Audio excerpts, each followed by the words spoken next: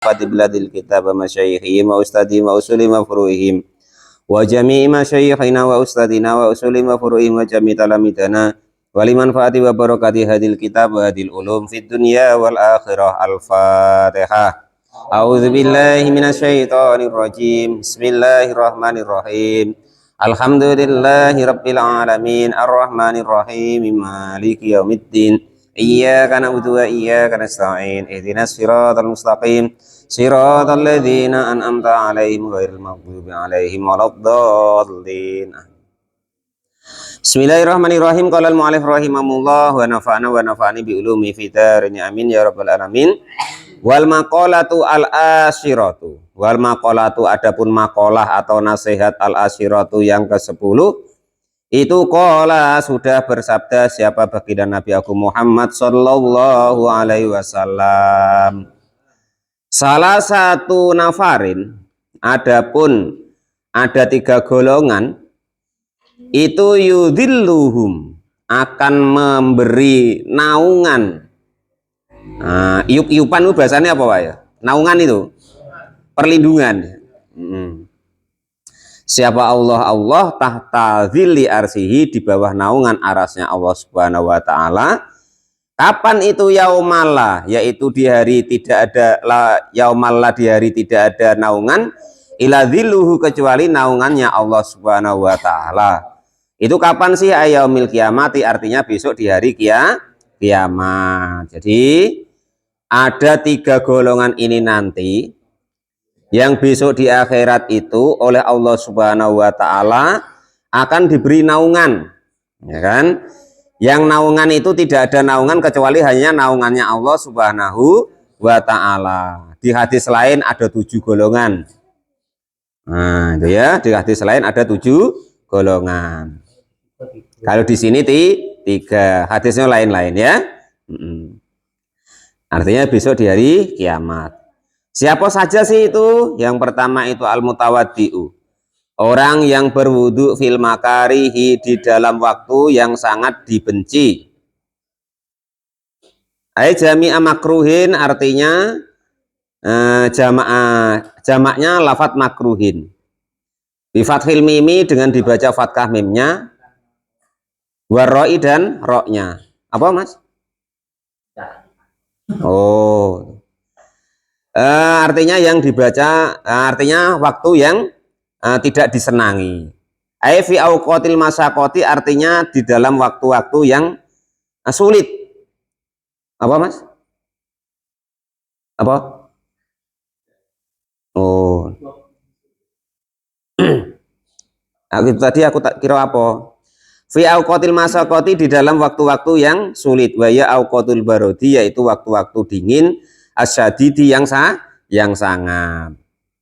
Nah, jadi yang pertama orang-orang yang mau berwudu di waktu-waktu yang sangat dingin, yang seharusnya tuh berselimut enak, ya kan? Terus berkaki nyelimpang. Nah, rupanya kita malah mau semangat untuk berwudu kan gitu. Ya, itu seperti itu ya. Nah, itu pertama. Nah, yang dimaksud dingin itu di waktu-waktu begitu Mbah. Sing sajane kita nimpai bojone, tangannya diginiin, ya kan? Nah, itu ternyata kita malah bangun. Nah, terus kita wudu. Nah, orang yang mau seperti itu Pak RT, itu besok di yaumul kiamah mendapat naungannya Allah Subhanahu wa taala, yang di waktu itu matahari itu segini. Nah, bayangin sendirilah pokoknya. Nah, saya repot nak bayangkannya. Bayangin dewek-dewek kalau matahari segini kan. Nah, itu nanti mendapat naungannya Allah Subhanahu wa taala. Yang pertama orang yang model seperti itu. Wal masih, mudah-mudahan kita termasuk Pak RT, ya kan. Kok rapatek doa amin, berarti rapatek. Berarti tidak begitu ini, wah, nggak semangat ini. Nah, coba yang kedua ini ya. Yang kedua wal masih, dan orang yang berjalan ilal masjidi, kepada masjid, fidulami, di dalam gelapnya malam.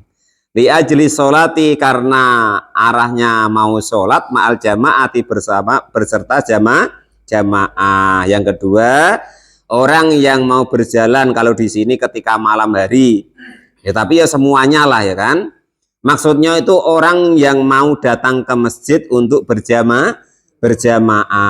Nah, itu usahakan tuh menjadi target utama latihan kita untuk sholat berjamaah di masjid. Usahakan menjadi tujuan kita dalam hidup. Nah itu ya, itu. Wa mut'imil jai'i, karena berat sekali. Sholat berjamaah itu berat. Maka harus dibiasakan dari kecil, dari muda. Nah itu. Yang kita biasakan dari muda, terkadang nanti kalau sudah banyak kebutuhan itu sudah repot. Apa Pak Tamrin tidak jamaah? Undangan Pak di kantor desa. Nah, kenapa Pak Jane kok udah jamaah ke masjid? Wah, ya, tanggung Pak, lagi mupul. Nah, umpama ya kan. Mbah kok udah jamaah, Pak De? Aduh, lagi manen Pak, tanggung. Nah, karena itu makanya orang yang mau meninggalkan itu demi untuk berjamaah tadi, ya kan? Baru setelah jamaah nanti dilanjutkan lagi, maka itu nanti akan mendapat naungannya Allah Subhanahu wa taala besok di yaumul qiyamah ketika matahari sejengkal ya. Itu yang kedua. Nah, ini yang agak mudah, mudah-mudahan kita semuanya bisa. Wa mut'imul jai, dan orang yang mengasih makan orang-orang yang lapar. Ada orang kelaparan terus dikasih makan. Nah, itu nanti termasuk orang-orang yang mendapatkan naungannya Allah Subhanahu wa taala besok hari kiamat. Itu ya. Jadi ada 3 kalau dalam hadis ini, walaupun di hadis lainnya itu ada 7. Termasuk orang yang adzan tuh ya. Nah, yang golongan itu loh. Cuman kalau yang di hadis ini ada 3. Pertama, orang yang wudhu di saat-saat dingin. Yang kedua, orang yang membiasakan diri untuk berjamaah ke masjid untuk sholat berjamaah. Yang ketiga, orang-orang yang mau memberikan makan kepada orang-orang yang lapar atau kelaparan. Nah, itu. Bukan orang-orang yang nyantuni orang-orang miskin. Enggak Pak, ini orang yang lapar. Kalau hadis ini orang-orang yang lapar. Nah, itu. Nah, itu ya, deal itu ya. Nah, 3 itu. Pilihlah Pak RT, Bang Edi milihlah Mas Adat yang mana kira-kira kan. Qala mu'allif rahimahullah. Itu makalah yang ke-10 ya. Ada 3 golongan yang nanti di akhirat mendapatkan naungannya Allah Subhanahu wa taala. Orang yang berwudu di saat dingin atau sulit. Yang kedua, orang yang biasa berjamaah ke masjid, dan orang-orang yang memberi makan orang-orang yang kelaparan. Wal maqalatul hadiyata asara, dan adapun maqalah atau nasihat yang ke-11, kila dikatakan li Ibrahim alaihissalam, kepada Nabi Ibrahim alaihissalam. Jadi ini ada berita, ya kan? Yang berita ini dari Nabi Ibrahim alaihissalam. Jadi berita ini bagaimana sih? Nabi Ibrahim ditanyai sama ibaratnya itu kawan-kawan nabi-nabi yang lain. Pertanyaannya bagaimana? Lis ayyisain, dengan apa sih? Dengan sesuatu apa sih ittakhadka mengambil kepadamu siapa Allah khalilan sebagai kekasih? Wahai Nabi Ibrahim, apa sih yang membuat engkau itu sama Allah itu dikasih julukan khalilan, kekasih terdekat? Nah, itu ya. Apa sih rahasianya? Lah kurang lebih begitu. Jadi ada orang kepo lah bahasa sekarang kepada Nabi Ibrahim alaihissalam, bertanya, kamu kok dijadikan Khalilullah? Kan julukannya Nabi Ibrahim itu Khalilullah. Itu apa sih? Qala, maka berkata siapa Nabi Ibrahim alaihissalam, beliau berkata bisalah sati asya, sebab 3 perkara juga. Jadi beliau dikasih gelar Khalilullah itu sebab 3 perkara. Yang pertama, ikhtartu, memilih siapa saya amrullahi ta'ala, kepada perintahnya Allah ta'ala, ala amri ghairihi, mengalahkan perintahnya selain Allah Subhanahu wa ta'ala. Jadi yang pertama, pokoknya saya utamakan perintahnya Allah. Mana perintahnya Pak Tamrin, perintahnya Pak Mukhlis, perintahnya Pak Janis, Badur tuh kaget dulu. Kaget dulu. Apa perintahnya Allah? Nah, itu yang harus diutamakan. Baru setelah mengutamakan perintahnya Allah, baru perintah lainnya. Wa fi nuskhatin, dan di dalam tulisan lainnya, maksudnya ini tadi kan ikhtartu amrullahi ta'ala ala amra ghairi. Tulisan yang kedua, mahtartu, tidak memilih siapa saya amrul ghairi, kepada perintahnya orang lain, ala amrillahi, mengalahkan perintahnya Allah. Samalah maksudnya, cuman kata-katanya berbeda. Itu yang pertama. Nah, kok sampai Nabi Ibrahim itu dijuluki Khalilullah, kekasihnya Allah. Nah, itu yang pertama, beliau itu tidak pernah melaksanakan perintahnya. Beliau itu melaksanakan perintah Allah dulu, baru melaksanakan perintah orang lain. Contoh, disuruh nyembelih anaknya loh. Sembelih anakmu, sembelih, nggak urus. Nanti kalau mati bagaimana? Buat lagi. Umpama itu contoh, kalau orang pokrol kan macam itu Bang Edi. Ya cuman perintahnya suruh nyembelih, sembelih. Kan gitu. Walaupun nanti diganti oleh Allah melalui para malaikat dengan diganti yaitu kambing gitu ya. Wong perintahnya Allah sembelih, sembelih. Kalau kita udah ngawur kok, dari setan kok, bukan dari Allah kok. Itu kalau kita, kalau dia udah sembelih anakmu, sembelih. Kalau kita ya kok setan kok. Lagi pula kita ya nabi ya bukan, memang kan itu. Ya memang dari setanian kalau kita.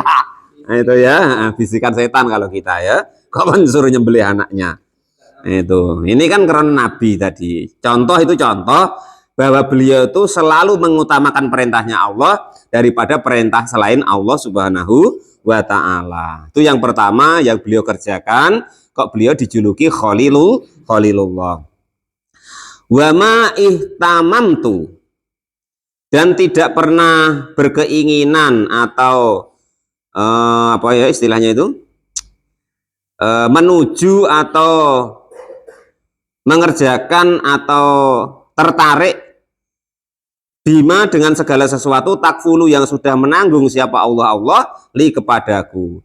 Saya sudah tidak pernah tertarik atau mengerjakan atau bercita-cita atau berkeinginan mengerjakan sesuatu yang sesuatu itu sudah menjadi tanggungannya Allah Subhanahu wa ta'ala. Nah, contohnya apa di sini? Aimakumtu artinya tidak pernah mengerjakan, menegakkan siapa saya, biamrin dengan perintah, biamrima dengan perintah memerintahkan sesuatu atau mengerjakan sesuatu, tahmilu. Tahmilu yang sudah menanggung siapa Allah li kepadaku. Kenyataannya contohnya minar rizki, dari rizki. Nah, ini kalau kita belum telat Pak Janis. Tapi boleh dicoba. Boleh dicoba Pak RT ya. Artinya apa? Enggak, ibaratnya enggak terbesit lagi tentang masalah rizki, enggak pening maksudnya. Tidak resah lagi tentang masalah rizki, karena itu sudah menjadi tanggungannya Allah Subhanahu wa ta'ala. Maksudnya begitu. Yakinnya Nabi Ibrahim itu begitu, makanya disebut namanya Khalilullah. Itu enggak bingung dia. Enggak kan, kalau kita kan sering tuh denger ya kan. Kayaknya kalau kita sudah enggak lagi lah. Cuman sering denger masih. Kalau enggak kerja makan apa? Padahal makan itu sudah, rezeki itu sudah ditanggung oleh Allah Subhanahu wa ta'ala. Kan sering kita dengar Bang Rifat ya. Nanti enggak motong makan apa? Ya kata Pak D kan. Besok enggak, itu harus dirubah Pak D. Pokoknya kerja itu ibadah, rezeki itu jatah dari Allah. Nah, itu harus diingat-ingat. Pokok jangan lagi kalau kita ya sudah ngaji, nanti kalau enggak kerja makan apa? Itu usahakan diganti. Nah, pokoknya wayahnya kerja ya kerja, wong ini sunahnya Nabi ya kerja. Rezeki baru dari Allah. Makanya setiap pekerjaan kita Pak RT belum tentu jadi rezeki kita. Dan tidak semua hasil kerja kita itu menjadi rezeki kita Pak RT. Dan tidak semuanya menjadi rezeki anak-anak kita atau istri kita. Contoh mudah begini, Pak RT kerja sehari dapat duit 150 umpama, ya kan? Ya harusnya kan duit itu kalau memang rezeki itu dari kerja. Ternyata duit itu belum tentu yang nanti jadi makanan kita, Pak RT. Lah ternyata makanan yang kita makan jatah dari Allah. Rupanya istrinya Pak RT tadi main ke tempatnya Pak Mukhlis. Wah ini ada boboran apa? Kangkung. Kangkung tidak begitu laku atau kebanyakan. Istrinya Pak Mukhlis beli, ya kan? Terus dikasih istrinya Pak RT. Lah ternyata rezeki kita dikasih sama orang. Nah, bukan dari usaha kita, bukan dari hasil kerja kita. Itu contoh yang nyata Bang Edi. Nah itu istri Bang Edi main-main datang ke tempat Pak Janis. Lah ternyata dibawain daun ubi. Nah rupanya itulah yang dimasak. Nah itu kan. Lah yang masak istrinya Pak Janis, ya kan? Ya dari tempat Pak Janis. Yang masak istrinya Bang Edi, yang mertamu Pak Tamrin. Cocok pula belum makan kan, istrinya jauh kan? Ditawarkan, ya kan? Wah daun ubi cocok nian kok. Padahal sebenarnya ndak doyan, cuman karena ndak yang masak kan. Bahas juga lah habis. Nah, itu contoh rezeki. Ya. Nah, tuh lah. Jadi Nabi Ibrahim itu dia tidak pernah ibaratnya sedikit pun apa ya, memikirkan atau bertujuan atau menginginkan mencari daripada rezeki, karena sudah menjadi tanggungannya Allah Subhanahu wa ta'ala. Walaupun kita mungkin belum sanggup 100% latihan, yakin kita seberapapun kadarnya harus kita apakan bahwa rezeki itu dari Allah Subhanahu wa ta'ala. Itu ya. Itu yang kedua, beliau kok dijuluki Khalilullah. Dia tidak pernah ibaratnya meresahkan masalah rezeki, tidak pernah memikirkan, karena itu tanggungannya Allah Subhanahu wa ta'ala. Jangan kita rebut-rebut. Yang nomor 3, wa ma taksitu, artinya tidak akan pernah makan sore siapa saya. Ma akal tu, artinya tidak akan makan siapa saya waktal masai, ketika waktu sore. Wa ma takdidu, dan tidak makan pagi atau sarapan siapa saya. Ma akal tu, artinya tidak makan siapa saya waktal godati, di waktu pagi. Ila ma'adhoifi, kecuali beserta tamu. Itu makanya Nabi Ibrahim itu salah satu julukannya juga yaitu Abu Doif, bapaknya tamu. Karena beliau itu tidak akan mau makan, tidak mau Bang Rifat makan itu kalau tidak ada kawannya. Nah itu. Nah terus bagaimana itu Pak? Lah ini riwayatnya. Ruwiyah diriwayatkan, anahu, sesungguhnya Nabi Ibrahim alaihissalam itu kana. Ada siapa Nabi Ibrahim itu yamsi, sampai berjalan-jalan. Berjalannya berapa mailan, sampai 1 mil. Au maila ini atau 2 mil. Untuk apa? Litola biman, untuk mencari orang. Yakulu, yang mau makan ma'ahu, beserta dirinya, alaihi salam. Beserta Nabi Ibrahim alaihi salam. Jadi beliau kalau nak makan itu, kalau kita kan tidak begitu Pak RT ya. Kalau mau makan malah pintu kita tutup. Biar ada orang yang nengok. Ayo tutup dulu. Nanti keganggu pula kita makan ada orang. Kalau Nabi Ibrahim tidak begitu. Nah itu makanya beliau dijuluki Khalilullah, kekasihnya Allah Subhanahu wa ta'ala. Lah kita kan enggak. Ada makanan kan nanti malah takut, ibaratnya tuh apa namanya? Tutup, nanti ada orang pula enggak enak ganggu kita makan. Jadi ini bisa dipahami ya semuanya ya. Jadi seberapapun kadarnya, latihan nih cek-cek kayak Nabi Ibrahim, ya kan? Sekali-kali Pak Janis kalau nak makan tuh nyari kawan. Walaupun seumur hidup sekali usahakan. Pernah seperti itu? Pernah. Nah gitu ya. Nah itu jadi Nabi Ibrahim alaihissalam itu dijuluki Khalilullah. Itu kenapa?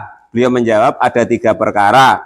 Yang pertama, dia mengutamakan perintahnya Allah daripada perintah selain Allah. Yang kedua, beliau tidak pernah memikirkan atau menginginkan atau berusaha untuk mencari apapun itu yang sudah menjadi tanggungannya Allah. Contoh yaitu masalah rizki. Yang ketiga, Beliau itu tidak pernah makan pagi, tidak pernah makan sore, artinya nggak pernah makan tuh kok tidak beserta orang lain atau tamu.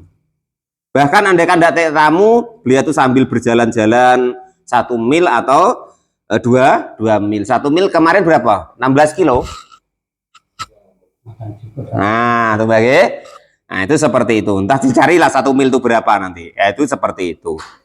Jadi dalam malam ini makalah yang ke-10 tadi ada 3 perkara yang membuat kita nanti mendapat naungannya Allah. Yang pertama yaitu wudhu di saat yang sulit atau sangat dingin. Yang kedua mau berjalan untuk mengerjakan jamaah di masjid. Yang ketiga mau memberi makan orang-orang yang kelaparan. Makalah atau nasihat yang ke-11 tentang baginda Nabi Ibrahim. Kenapa kok dijuluki Khalilullah atau kekasih Allah? Maka beliau menjawab ada 3 perkara. Yang pertama yaitu beliau mementingkan perintah Allah daripada selain perintah Allah. Yang kedua, beliau tidak pernah mengkhawatirkan atau susah atau bercita-cita tentang masalah yang ditanggung oleh Allah Subhanahu wa ta'ala. Contohnya itu masalah rezeki, nggak pernah terpikirkan oleh beliau atau mikirkan itu karena sudah menjadi tanggungannya Allah. Yo latihan lah ya kan itu. Seidah-idahnya gini, seidah-idahnya kita jangan lagi ngomong begini. Kalau tidak kerja makan apa? Seidah-idahnya itu di latihan dihindari ya. Kok kerja ya kerja, rezeki itu dari Allah. Itu begitu ya. Kerja itu ibadah, rezeki itu jatah dari Allah Subhanahu wa ta'ala. Yang terakhir yaitu beliau tidak pernah makan pagi ataupun makan sore kecuali hanya dengan tamu. Kalau tidak ada tamu, beliau cari sampai 2 mil atau 1 mil sehingga mendapatkan tamu sehingga baru beliau mau makan. Itu ibarat derajat yang membuat beliau itu dijuluki Khalilullah. Wallahu a'lam bishawab. Wal maqalatu saniyata asyara. Maqalah atau nasihat yang ke-12. Wallahu a'lam bishawab. Alhamdulillahirabbil alamin. Model baju tahun 2024